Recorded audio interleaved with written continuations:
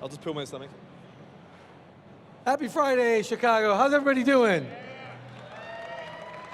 Welcome back to the Sci-Fi Wire live stage here at C2E2 Day 1. And we are joined by, he's kind of a big deal now, Mark Millar, the co-creator of Wanted, Kick-Ass, Chrononauts, my gosh, the Ultimates. Let's just get right to it, because if not, we'll just keep reciting your credits. And also, you're now Mr. Netflix. That's right. I've actually got a job. I've got a job now, which is weird.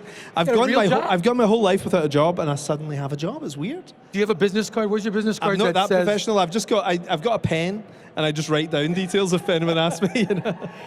Okay, why don't we start by asking about what's the most obvious change that your deal with Netflix has brought to you? Besides a lot of money. Yeah, that's pretty awesome though. That's pretty good.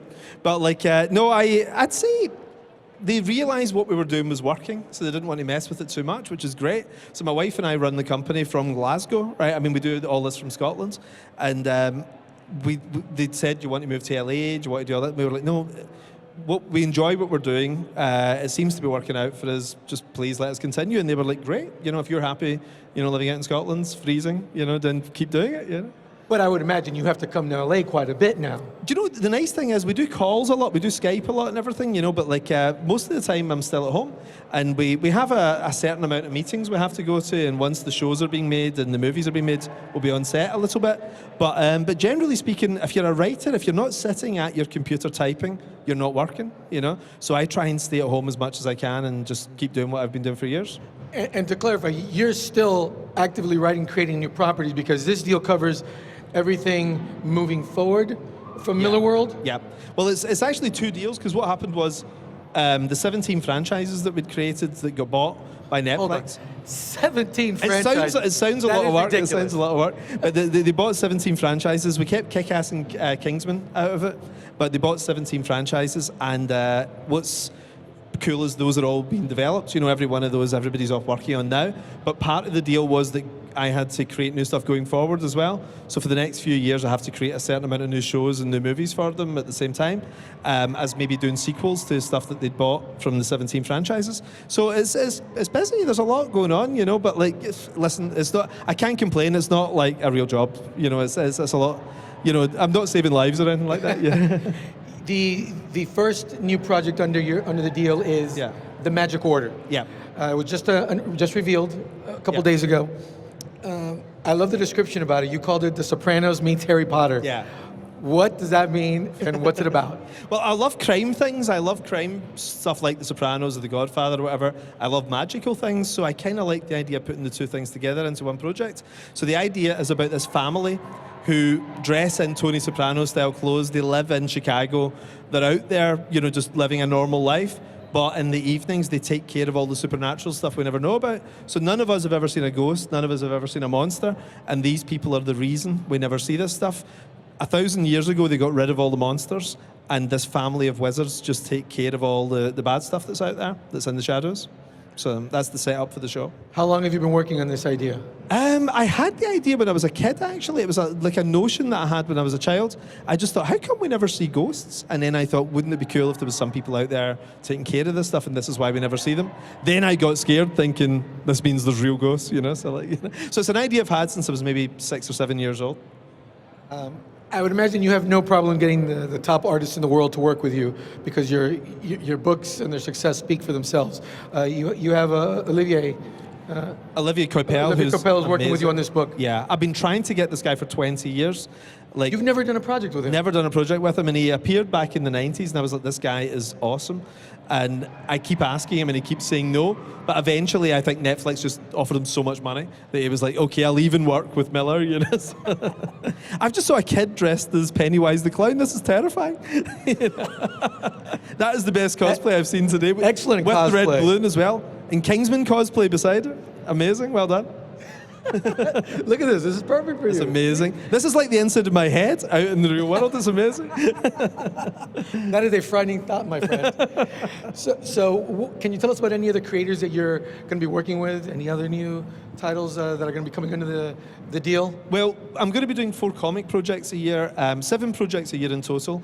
and these will be movies and television shows, and 4 of those every year will be comic books as well. So it's quite a lot of work, you know, but like one of the things we talked about was just doing it as TV shows and movies, but I love doing comics so much that I said, look, can I still continue to do comics?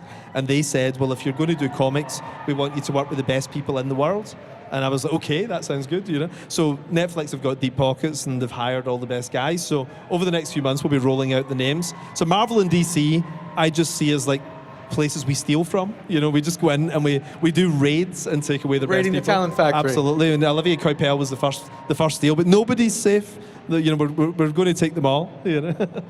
You know, it's interesting you talk about wanting to do these as TV shows, as opposed to movies, because I think television shows are turning out to be a better way to truly adapt comic book properties, the way that creators such as yourself want to see them. Although you've actually been fortunate, you've seen your comic books adapted into some really good movies. Oh, I love them, yeah.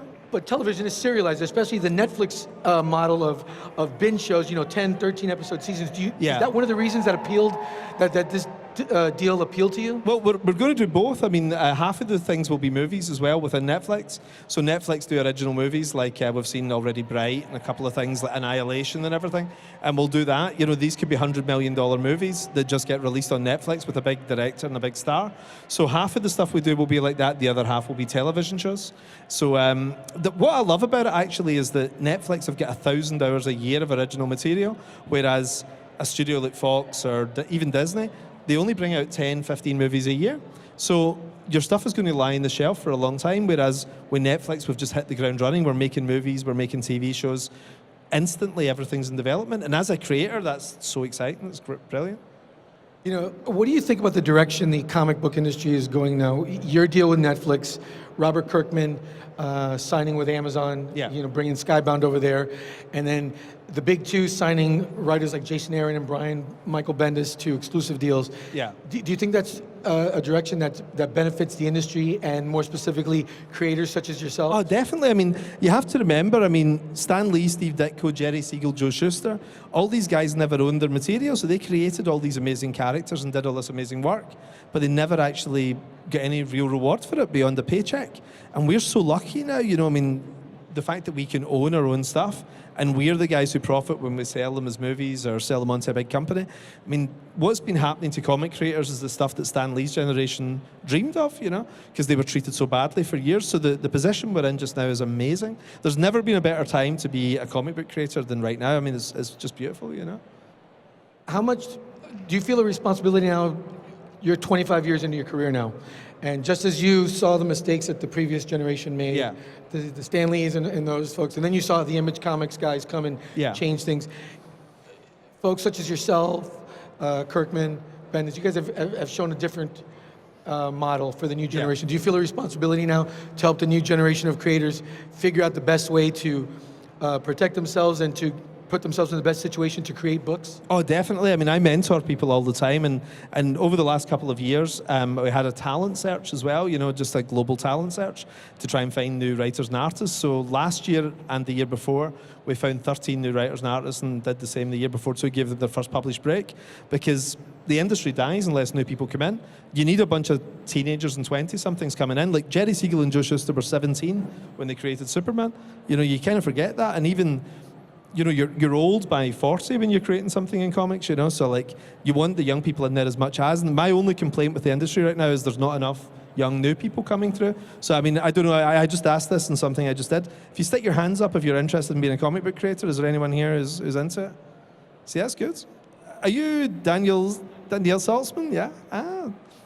You know when you see somebody's Twitter profile and it's this size, but then you see them in real life, it's quite exciting, you know? Good to see you.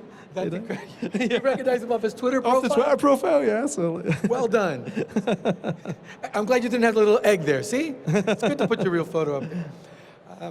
One more question about the Netflix deal. Yeah. You and Mr. Liefeld are both under the same umbrella. Yeah. Have you guys already had a pint and, I don't even know if he drinks, but have you guys had a soft drink and discussed an Extreme Universe and Millarworld crossover? No, we haven't, but Rob's a great pal of mine. I've known Rob for 25 years and I love him, you know, so, I mean, when I heard obviously before the announcement that Rob was being signed, and I couldn't be happier. I mean, I think Rob is one of the genuinely great modern creators. Like, like Deadpool's a good example, you know, but like there's so few people who come up with stuff that resonates. Like Stan Lee and Steve Ditko and Jack Kirby pretty much created the Marvel Universe 50 years ago, and almost no new characters have been created in that time. Rob's one of those guys that can do it. He can create new characters. Having him in at Netflix, a dream. It's great.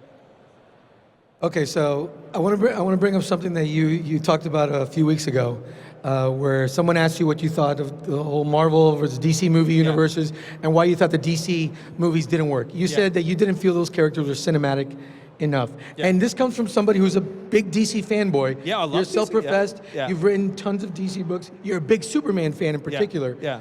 But you think that those characters don't work on screen as well.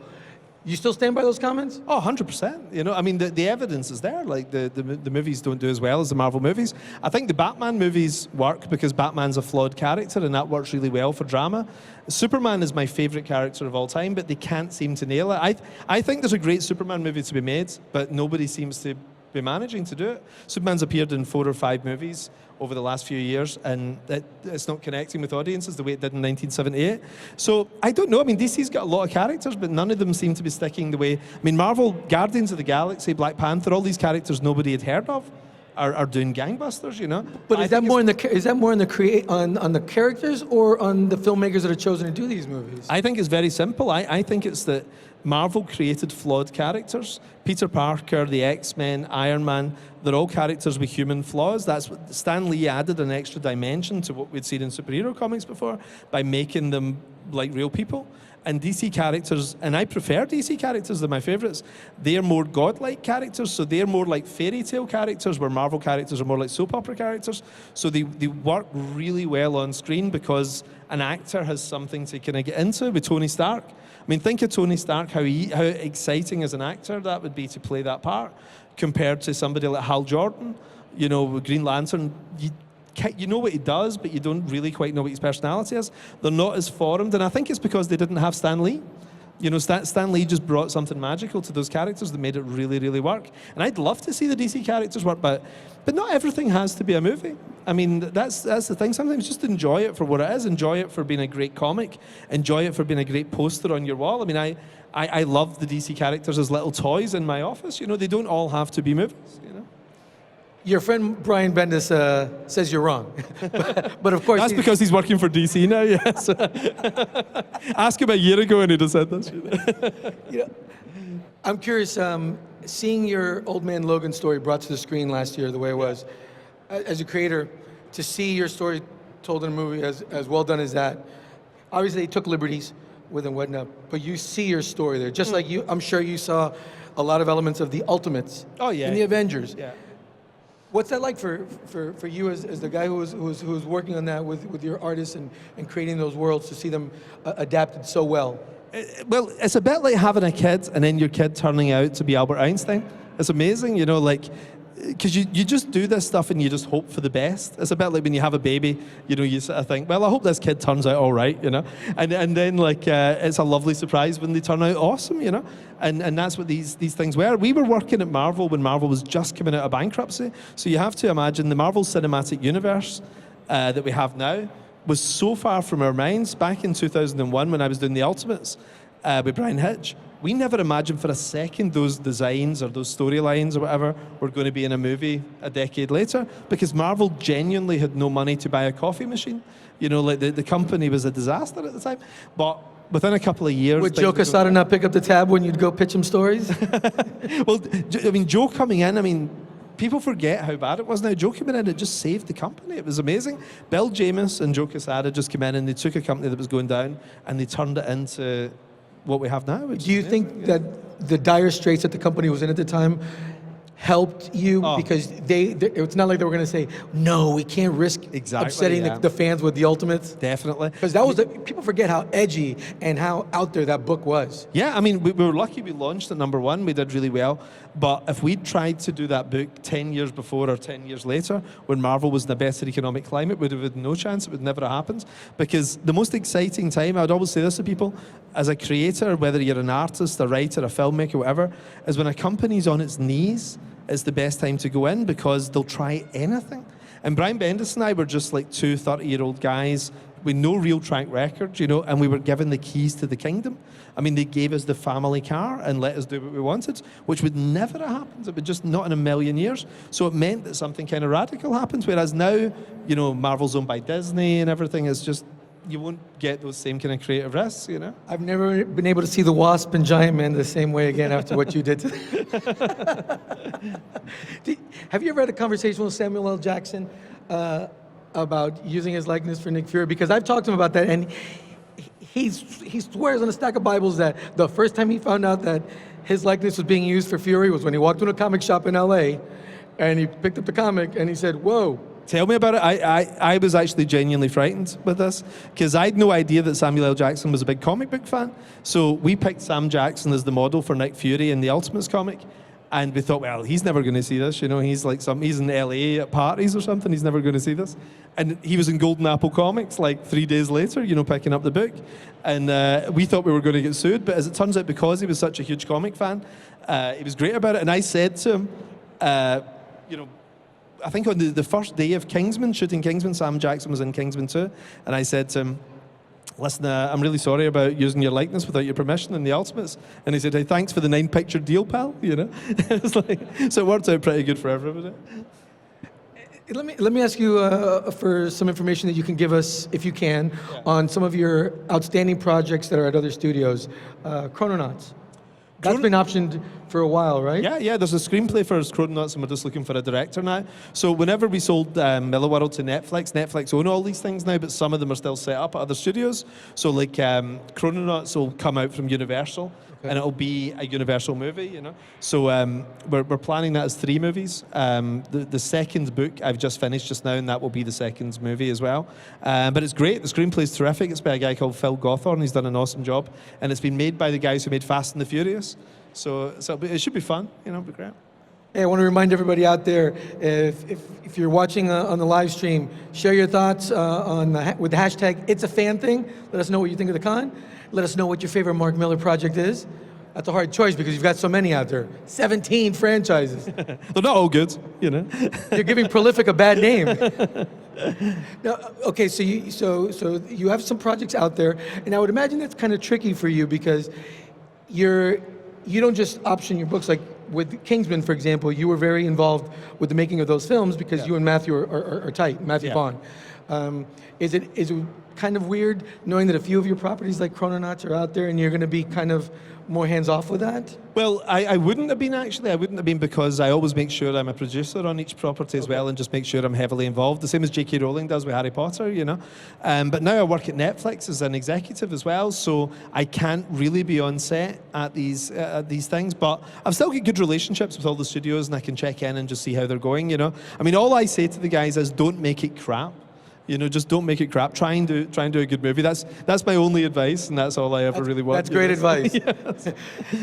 We mentioned Kingsman. Will we see a third Kingsman movie? Oh, no doubt. Yeah, on it. Like, I mean, the screenplay's been written. Give it up. Now. Yeah, we can all clap for that. That's great. Cool. Matthew's actually got a plan for two more that he's involved with. You know, I think he's talked about this in various interviews, but he's halfway through the screenplay on one and he's almost finished the screenplay on another one. And Jane Goldman is writing one with him as well, you know, so like, it's the same people, you know, it's a great team. Julianne Moore and Elton John in that movie were so off the wall, it was unbelievable. I remember talking to the actors at the junket for the film, and they were so starstruck, like Oscar winners. Colin Firth and Jeff Bridges talking about how starstruck they were that Elton John was there and he put on a concert. How did you get Elton John? Well, Elton John was supposed to be in the first one, actually. Elton John was supposed to be in Kingsman 1, and it never happened. So in the end, you know, we thought we'd get him for a cameo, and he ended up being in most of the movie, if you think about it, you know. But he was going to be one of the kidnapped celebrities in the first one that Samuel L. Jackson kidnaps. And Matthew had a great fight scene with Elton John. It was going to be like a really brutal 2 or 3 minute long fight scene, kind of like the church scene. And he was going to use Elton John for that, you know. But it ended up not happening. It didn't work out, so he came back for the sequel. But there's a lot of stuff that I don't know if it'll be on DVD at some point, but there's like whole scenes with Elton John you haven't seen. Like there's a musical number by Elton John and Julianne Moore singing for 3 minutes, Don't Go Breaking My Heart. You know, so it's like, I mean, the original cut of this film is insane. It's absolutely insane. Oh, wow.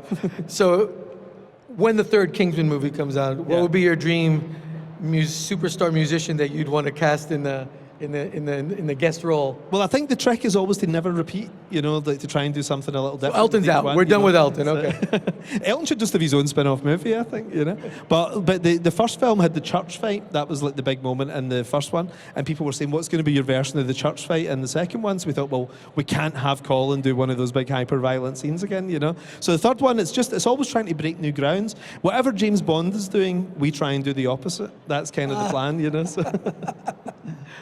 So you're here, you're now part of Team Netflix, and all the stuff that you're going to create from here on out is for them under this deal. Yeah. But as you said earlier, you're a DC fanboy. You're also a huge Marvel fanboy. Mm-hmm. Nobody who could write a series like 1985 could be anything but a Marvel zombie. Yeah. Oh yeah, totally. Yeah. There's got to be some small part of you that kind of misses working on some of these characters that you grew up with, right? Yeah. Oh, a little bit, yeah. I mean, I do come up with ideas for things all the time, but I just put it in a notepad and save it for at some point in the future, So like I've got Green Arrow ideas, I've got Atom ideas, I've got Legion of Superhero ideas, and I've been collecting them for 15 years, and I'll write them all at some point, So how many Superman ideas do you have? Oh, I could write Superman for 20 years, Like I love Superman, it's such fun, But but there's also something amazing about creating your own things too, and just this thing at Netflix is just great. I mean, it really, honestly, I've done this job since I was 19, and I've never enjoyed doing to the extent I enjoy doing things right now. Like just coming up with some mad thing, you think they can't possibly go for this, and then you find out 2 weeks later they're off developing it with some filmmaker. It's like the Wild West. It's absolutely crazy right now. Jim Lee and Rob Liefeld went and did their own thing, created their own characters, and then years later Marvel convinced them by basically saying, do whatever you want with these characters. Yeah. Which characters would it take for you to say, okay, you know what, I'll see if Netflix will let me write one series for Marvel? Well, I've had a Superman idea for years that nobody's ever seen, and what it was Matthew Vaughn and I were going to pitch. We didn't actually do it. We were going to go into Warner Brothers and pitch after Kick-Ass. And they gave the project to Zack Snyder instead, but Matthew and I wanted to go in and do a Superman trilogy. And I had an idea for that, and nobody's seen it. Even Matthew hasn't seen it all. He's only seen a little bit of it. And I've had it written down in notepads for over 10 years. And at some point, I'll probably do that. I'd imagine 10 years down the line or something as 3 big graphic novels. Old Man Miller? Yes. It'll be with the Old Man Miller logo? I'll be a brain in a tank at this point, just with a drink in front of me, So. Okay, so I know you're going to be, wrangling lots of great talent to work with you on your books. Give me one writer and one artist that you want to really bring in. The 2 guys there or women who would be your dream catches for your Netflix universe. Well, I have to be careful because Marvel and DC will hear this and then prepare defense. But you don't work for them anymore, so it doesn't matter. No, but what they'll do is they'll sign them up to a 3-year contract or something, But Olivier Coipel, I never thought I would get. Like I say, I was after him for 20 years. Having him for the Magic Order is amazing. I mean, he's Marvel's best artist, and DC wanted him so badly as well, So it was a real steal getting him. But Netflix, thank God, they're super rich, and they could lure him over with some cash. It was great. So, but basically, like I say, nobody is safe. We're going out there and we're just going to take all Marvel and DC's best artists. So anyone you like, we're going to get them. I mean, I was kind of thinking maybe you'd go, a few miles down the road and find Alan Moore at whatever pub he's at, and say, Alan, you ever heard of this thing called Netflix? He may not have heard of them. He may not have heard of Netflix for all I know. I love the fact that Alan Moore is still out there, even though he's not doing comics. I love the fact that I live in a country where Alan Moore is still kicking around doing his own thing. Like, he's my absolute hero, So I love the fact that right now while we're doing this, he's just in a store buying a newspaper or something. It's like, we live in a world that still has Alan Moore. It's just, the only tragedy is that he's not writing comics, because he's the best there's ever been. He's my God, Well, Mr. Netflix, you can change that. Mark Millar, everybody, give it up for him. Thank you. I know you don't make it to a lot of shows in the States, so it's a great pleasure to have you here. It's been a lot of fun talking with you. Hey, don't forget, keep following all the fun here at C2E2 with the hashtag It's a Fan Thing. And coming up next, Tom Kenny's talking SpongeBob and much more. So stay tuned.